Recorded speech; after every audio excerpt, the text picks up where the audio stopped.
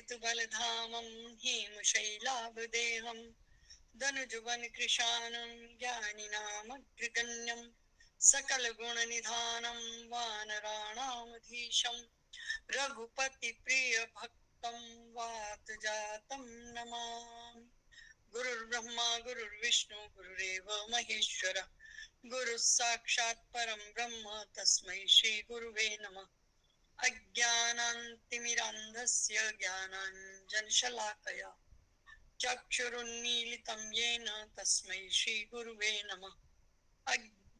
अखण्डमण्डलाकारं व्याप्तं येन चराचरं तत्पदं दर्शितं येन तस्मै श्री गुरुवे नमः। लक्ष्मीकान्तसमारम्भां नाथया मुनिमध्यमाम् अस्मदाचार्यपर्यन्तां वन्दे गुरुपरम्पराम्।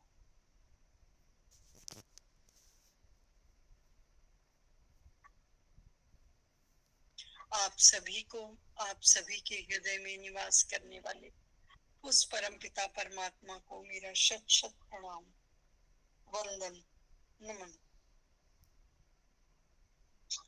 प्रभु, हम अच्छे मार्ग पर चलें, अच्छी बातें करें और अच्छा सुने, अच्छा बोले, ऐसी हमें प्रेरणा दीजिएगा।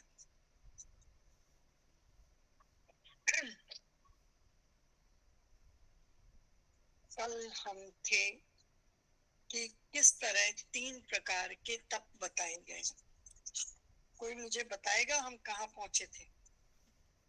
5वें पे या 6ठे पे? दीदी 6ठा हो गया था, 7वां पर 6ठा हो गया था। ठीक है। अभी तक हम कर रहे थे कि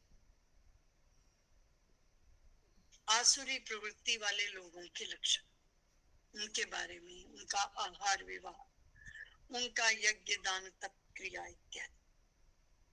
अब प्रभु बताते हैं कि आहार कैसा हो। उन्होंने कहा आहार भी 3 तरह का है, यज्ञ भी 3 तरह का है, तप भी 3 तरह का है, दान भी 3 तरह का है। क्या? और ये सभी 3 तरह का कहा गया। अब तुम उसके भेद मुझसे सुनो। बात हो गई आसुरी प्रवृत्ति की बात। अब जरा जनरल बात कर ली जाए तो उन्होंने कहा कि आहारस्त्वपि सर्वस्य, आहार भी सभी लोगों का 3 तरह का है। आहार किसको कहा गया? आहार उसको कहा गया जो या खाया जाता है या पिया जाता है या चाटा जाता है या चूसा जाता है।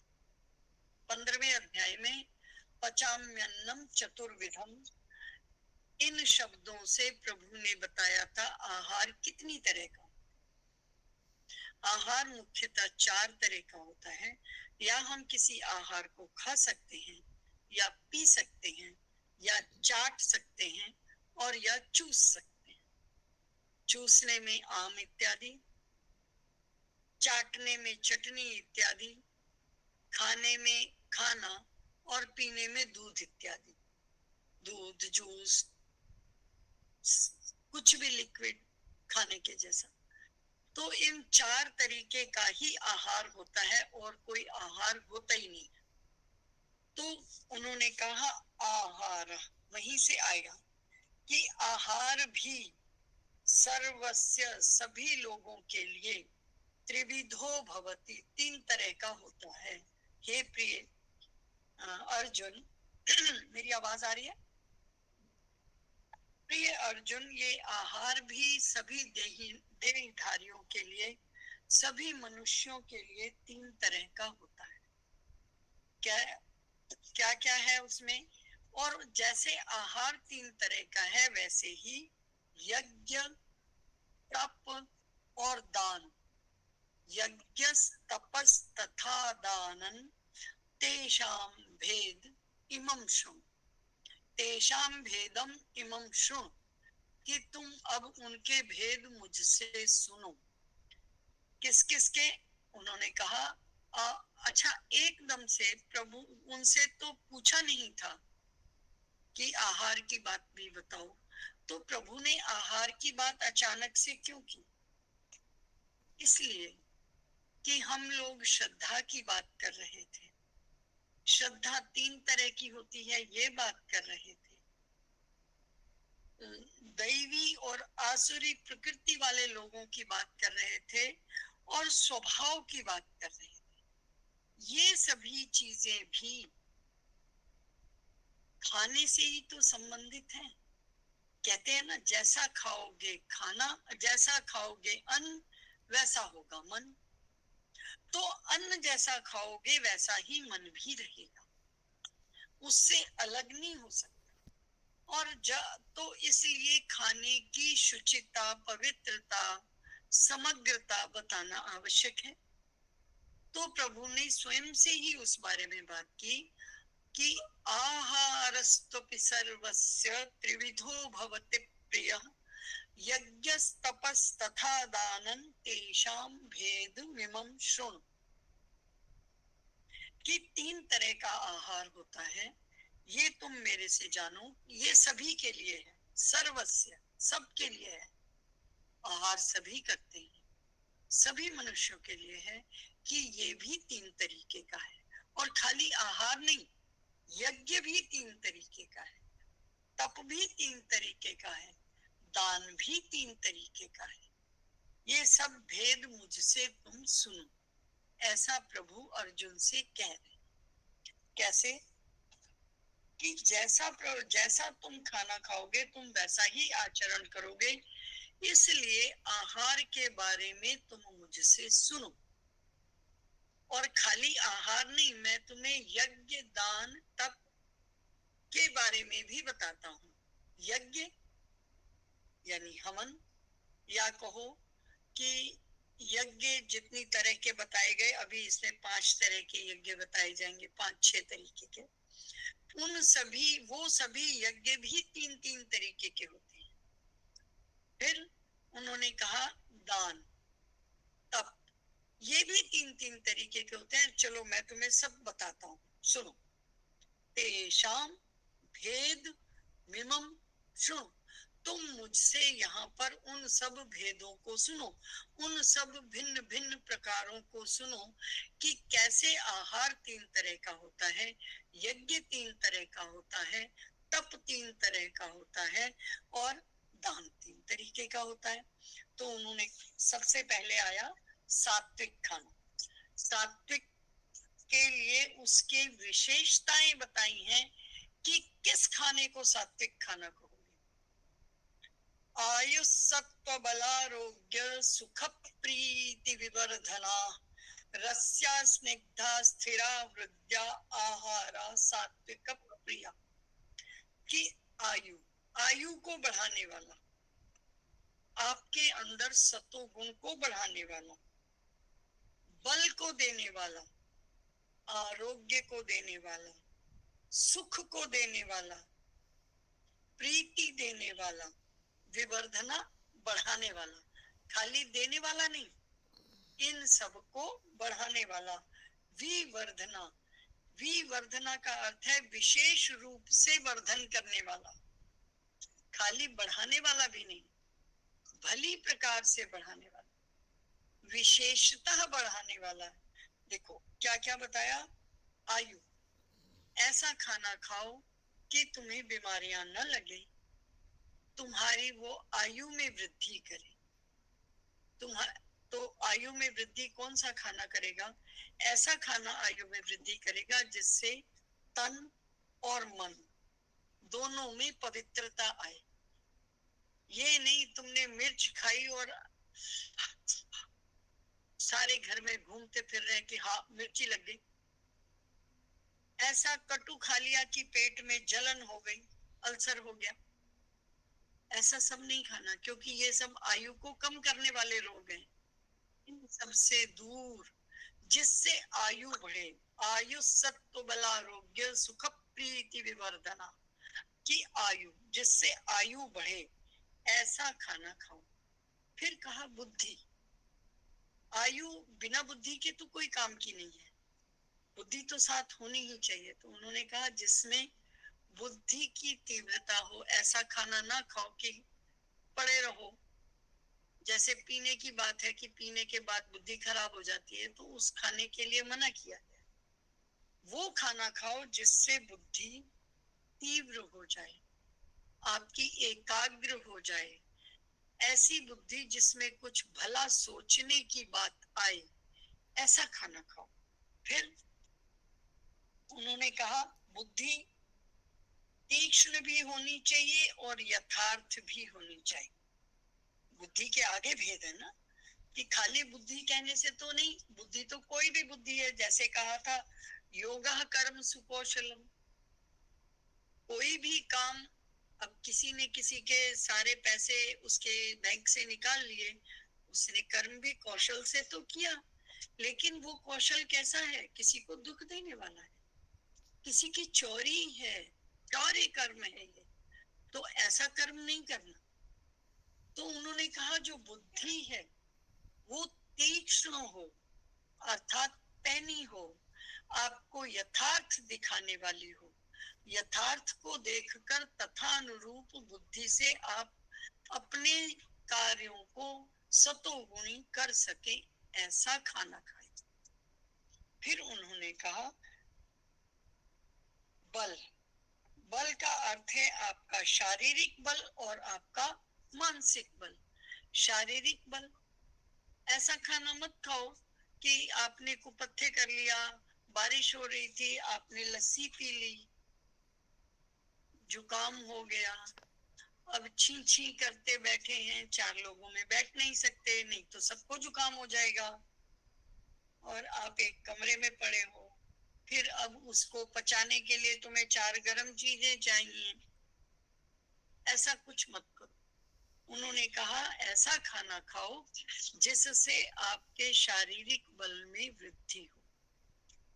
फिर क्या केवल शारीरिक बल, तो बोले नहीं, मानसिक बल। शारीरिक और मानसिक बल अर्थात उसको खाकर आपका जो मन है वो उद्वेलित ना हो जाए। ऐसा खाना मत खाओ कि आपका मन तामसिक हो जाए। हम सात्विक खाने की बात कर रहे हैं, तो सात्विक खाना खाओ ताकि आपका मन सात्विक रहे, भला सोचे, अपना भला सोचे, सबसे पहले अपना भला सोचे, परिवार का भला सोचे, मोहल्ले का भला सोचे, समाज का भला सोचे, फिर देश का भला सोचे, सबका भला सोचे। अब ऐसा खाना खाना चाहिए। फिर उन्होंने कहा आरोग्य, आयु सत्व बलारोग्य, आरोग्य, बल के बाद आता है आरोग्य। आरोग्य का अर्थ है रोगों का नष्ट हो जाना, असमानता, जो जड़ से रोगों, जड़ से ही रोगों से जो व्यक्ति मुक्त हो उसको कहते हैं आरोग्य। असमानता आरोग्य मतलब चारों तरफ से वो पूर्ण निरोगी रहे। तो निरोगता में क्या क्या आया, वही शारीरिक और मानसिक। शरीर से भी मुझे कोई कष्ट ना हो और मेरे को कोई मानसिक कष्ट भी ना हो, ऐसा खाना खाऊं। खाना खाने से कोई शारीरिक मानसिक रोग न आए, ऐसा मैं प्रयास करूं। और फिर कैसा, सुख, जो आपको शांत करने वाला हो, सुख देने वाला हो। अब ऐसा खाना न खाया जाए कि उद्विग्नता आ जाए मन में, ऐसा भी खाना नहीं खाना। जो सुख कर हो, ये नहीं कि ऐसा खाना है कि चबाया ही नहीं जा रहा, तो वो सुख नहीं दे सकता। ऐसा खाना ना हो, वो मतलब उसको बहुत मेहनत करनी पड़ रही है उसको खाने के लिए, उसको चबाने के लिए, उसका कुछ स्वाद आए, ऐसा ऐसा खाना नहीं खाना। उनका सुखकारी खाना खाओ, अच्छे से जो सुपाच्य खाना खाओ, कुछ सुख देने वाला हो, आपको देखते ही एक रस आए उसके अंदर से, ऐसा खाना खाओ। फिर उन्होंने कहा प्रीति विवर्धना, जो आप में प्रीति को जोड़े, जो आप में प्रीति पैदा करे, जो एक दूसरे के प्रति अच्छा व्यवहार दे, ऐसा खाना। ये नहीं खाना खाया और ऐसा खाना खाया कि उससे मानसिक स्थिति ऐसी हो गई, झगड़ा शुरू नहीं, प्रीति देने वाला ऐसा खाना खाना चाहिए। ऐसे खाने को सात्विक खाना कहा गया। और क्या, रस्या स्निग्धा स्थिरा हृदय, रस युक्त हो, उसमें रस होना चाहिए, रूखा खाना नहीं होना चाहिए, उसमें कुछ रस होना चाहिए, और स्निग्ध भी हो, अर्थात उसमें कुछ घी तेल भी होना चाहिए। पता है, अगर घी जो नहीं खाता है उसका पित्त बढ़ जाता है, शायद ये बात नहीं पता होगी। जिसको पित्त की शिकायत हो उसको ठंडा दूध पीना चाहिए। और मजे की बात, अगर एक चुटकी अजवाइन खा ली जाए, सिर्फ एक चुटकी, और उसको खूब चबाया जाए, एक चुटकी में कितने 15 दाने से ज्यादा नहीं आते, मैंने गिने थे एक बार, 12 ही आए थे, 12-15 दाने आते हैं इस चुटकी में, बस जो आया वो अपने हाथ में रख लो, और उतनी ही तुम खा लो जितनी मर्जी पित्त बनी हो। एसिडिटी जिसको आप कहते हो, जिसमें खाना पलटता है, जिसमें आपकी गैस गले में अड़ जाती है, आप एक चुटकी अजवाइन खाओ और उसको चबाओ, 2 मिनट वो गीली होगी, उसके बाद चबाई जाएगी, उसका एक बूंद रस जैसे ही अंदर जाएगा, सारी पित्त शांत हो जाएगी।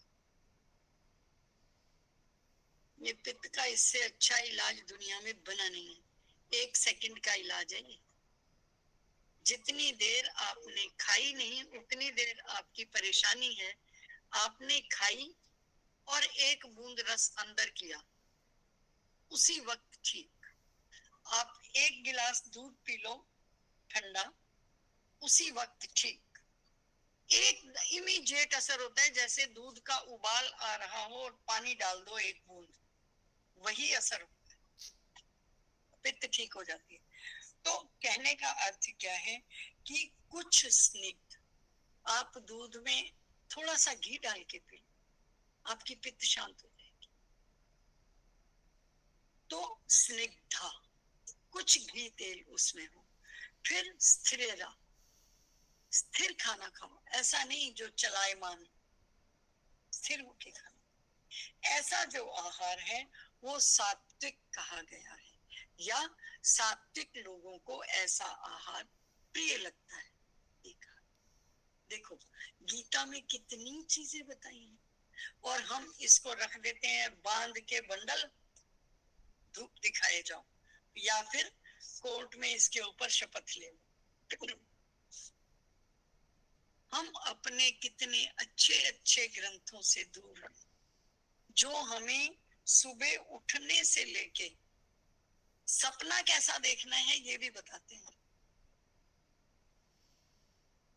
जीवन जीना कैसे है ऐसा बताते हैं, आपको चलना कैसा है ये बताते हैं, आपको खाना कैसा है ये बताते हैं। हम किसी से क्या पूछते हैं, कोई डॉक्टर हमें क्या बता देगा, जो ये पुस्तकें हमें बताती हैं। तो आयु सत्व बलारोग्य सुख प्रीति विवर्धना रस्या स्निग्धा स्थिरा वृद्धा आहारा सात्विक प्रिया।